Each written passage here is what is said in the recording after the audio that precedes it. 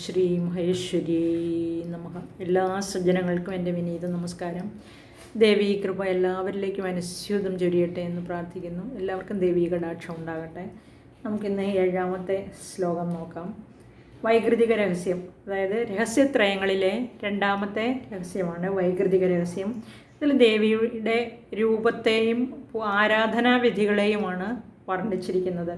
സുരഥ മഹാരാജാവിൻ്റെ ചോദ്യങ്ങൾക്ക് ഉത്തരമായി മഹർഷി സുമേധസ് മഹർഷി വർണ്ണിച്ചു കൊടുക്കുകയാണ് എങ്ങനെയാണ് ദേവിയെ ആരാധിക്കേണ്ടത് എന്ന്. 7ാമത്തെ ശ്ലോകത്തിൽ നമുക്ക് നോക്കാം. സർവദേവ ശരീരേഭ്യോ ആവിർഭൂതാമിത പ്രഭ ത്രിഗുണാസാ മഹാലക്ഷ്മി സാക്ഷാൻ മഹിഷമർദിനി. സർവദേവന്മാരുടെയും ശരീരേഭ്യോ, ശരീരത്തിൽ നിന്ന്. നമുക്കറിയാം യോഗനിദ്രയിലായിരുന്ന മഹാദേവൻ എഴുന്നേറ്റ് വിഷ്ണു എഴുന്നേറ്റ് കഴിഞ്ഞ ഉടനെ ത്രിമൂർത്തികളുടെ ശരീരത്തിൽ നിന്ന് തേജസ് വന്ന് ചേർന്നു. അതുപോലെ തന്നെ മറ്റുള്ള എല്ലാ ദേവന്മാരുടെ ശരീരത്തിൽ നിന്നും തേജസ് കൂടിച്ചേർന്നാണ് ദേവി ഉത്ഭവിച്ചത്, അല്ലേ? അങ്ങനെയാണ് ആദ്യമായിട്ട് ദേവി ഉത്ഭവിച്ചതായിട്ട് പറഞ്ഞിരിക്കുന്നത്. അതാണ് ഇവിടെ സർവദേവ ശരീരേഭ്യോ ആവിർഭൂത അമിതപ്രഭ എന്ന് പറഞ്ഞിരിക്കുന്ന. അമിതപ്രഭയോടുകൂടിയ, അതായത് അളവില്ലാത്ത ശോഭയോടുകൂടിയ ദേവിയാണത്. ആവിർഭൂത, പ്രത്യക്ഷപ്പെട്ടു, ആവിർഭവിച്ചു. സാ ത്രിഗുണ, അവൾ 3 ഗുണങ്ങളോട് കൂടിയതാണ്. ഏതാണ് 3 ഗുണങ്ങൾ? സത്വരജസ്തമോ ഗുണങ്ങളോടുകൂടിയ ദേവിയാണ്. സാക്ഷാൽ മഹിഷമർദിനിയാണ് ആ ദേവി. ആ ദേവി മഹാലക്ഷ്മിയാകുന്നു.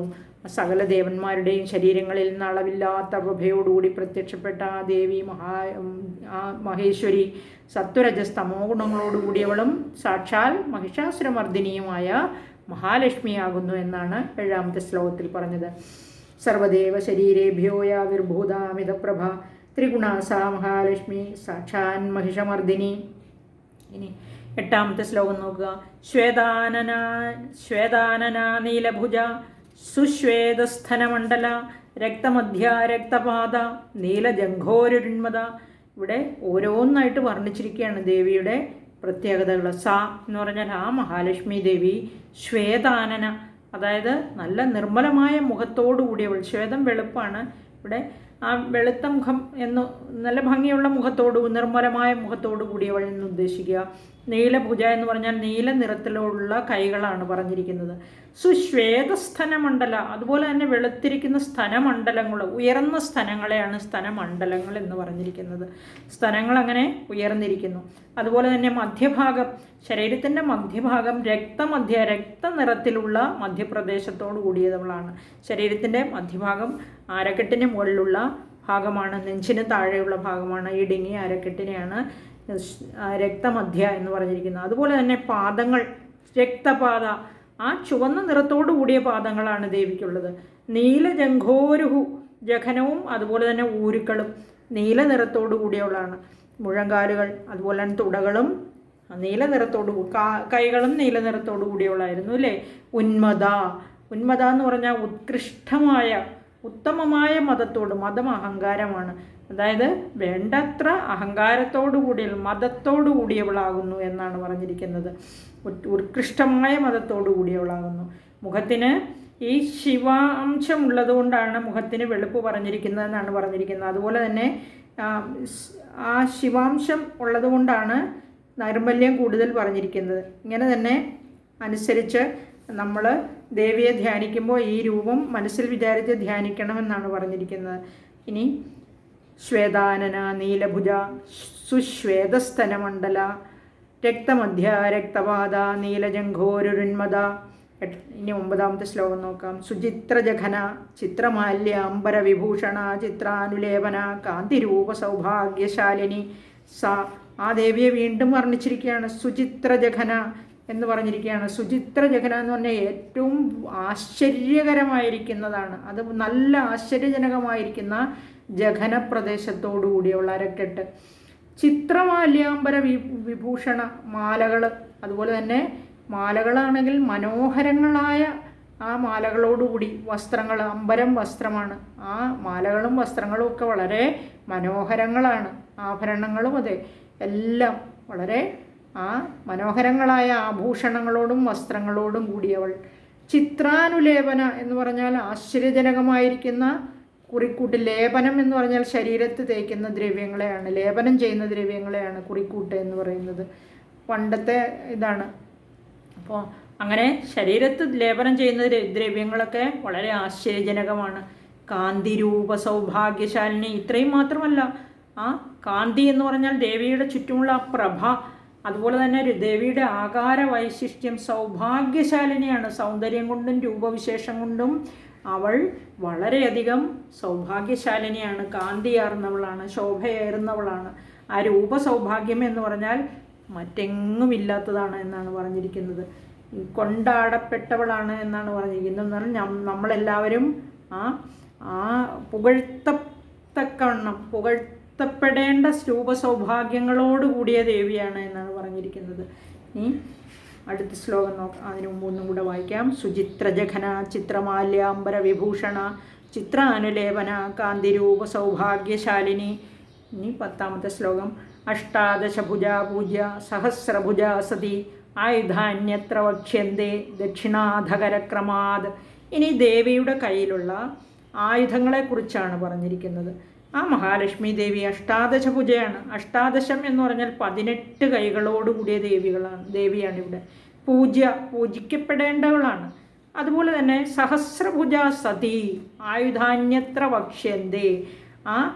അത്ര തന്നെ ഇവിടെ സഹസ്രഭുജ സതി എന്ന് പറഞ്ഞാൽ അസംഖ്യം ഭുജങ്ങളോടുകൂടി, ഇവിടെ സഹസ്രം 1000 കൈകളോടുകൂടിയവളായി ഭവിക്കുന്നു. ആ മഹാലക്ഷ്മി 18 കൈകളെ ഉള്ളെങ്കിലും നമുക്ക് തോന്നും എത്രയുണ്ടെന്ന് തോന്നും, സഹസ്രം കൈകളുണ്ടെന്ന് തോന്നും എന്നാണ് പറഞ്ഞിരിക്കുന്നത്.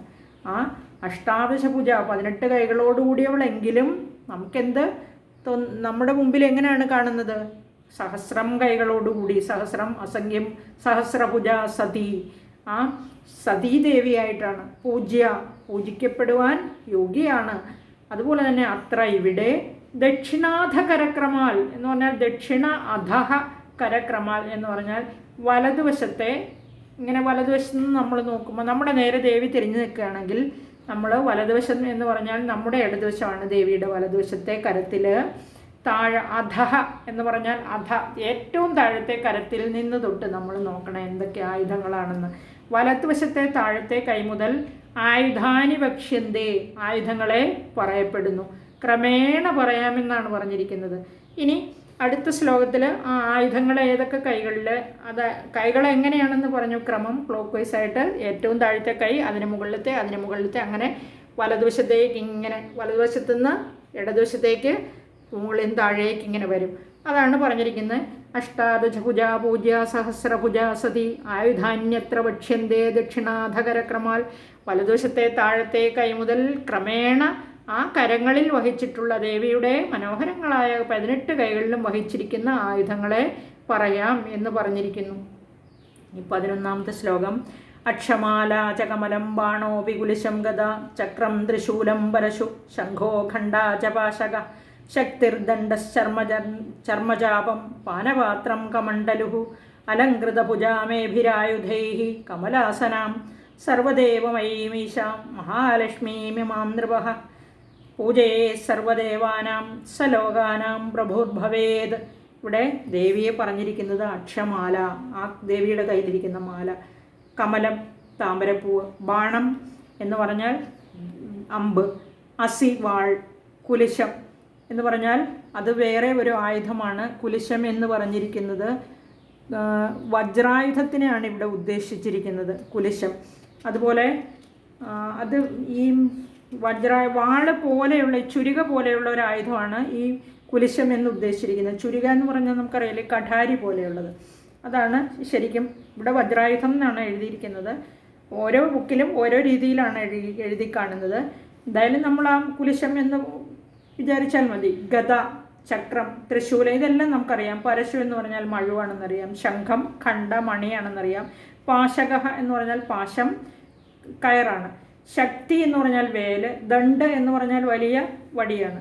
ചർമ്മചാപം എന്ന് പറഞ്ഞിരിക്കുന്നു, പരിചയും വില്ലും. പാനപാത്രം കമണ്ഡലുഹു എന്നാണ് പറഞ്ഞിരിക്കുന്നത്. അതായത് വട്ടക, പാനപാത്രം, കമണ്ഡലു ജലപാത്രം. ഏഭിഹി ഈ ആയുധൈഹി, ഏഭിഹി ആയുധൈഹി ഈ ആയുധങ്ങളെ കൊണ്ട് അലങ്കൃത ഭുജാം. അപ്പോൾ ഇത്രയും ആയുധങ്ങളാണ് ഓരോ കയ്യിലും ധരിച്ചിരിക്കുന്നത്. അലങ്കൃത ഭുജാം, നമ്മൾ ദേവിയെ മനസ്സിൽ വിചാരിക്കുമ്പോൾ അപ്പോൾ ഈ ആയുധങ്ങളെല്ലാം താഴത്തെ വലതുവശത്തെ താഴത്തെ കൈ മുതൽ ഇങ്ങനെ വരണം. ക്ഷമാല ജകമലം ബാണോസി കുരിശം ഗദ ചക്രം ത്രിശൂലം പരശു ശംഖോ ഖണ്ഡാചപാശക ശക്തിർദണ്ഡശ്ചർമ്മജാപം പാനപാത്രം കമണ്ഡലുഹു അലങ്കൃത ഭുജ. ആ കമണ്ഡലുഹു വരെയാണ്. പാനപാത്രം, കമണ്ഡലു ഇവയെല്ലാം കൈകളിൽ ഓരോ കൈകളിലും ധരിച്ചിട്ടുണ്ട്. അലങ്കൃത ഭുജാമേഭിരായുധൈഹി കമലാസനം. ഇനി കമലാസനം, എവിടെയാണ് ദേവി ഇരിക്കുന്നത്? ദേവി കമലാസനത്തിലാണ്, താമരപ്പൂവിലാണ് ദേവി ഇരിക്കുന്നത്. ഈ ആയുധങ്ങളെ കൊണ്ട് അലങ്കരിച്ച കൈകളോടുകൂടിയ ദേവി കമലാസനത്തിലിരിക്കുന്നു, പത്മത്തിൽ, താമരപ്പൂവിൽ അങ്ങനെ വാണരുളുന്നു. സർവദേവമയീം ഈശാം മഹാലക്ഷ്മീമിമാം നൃപ.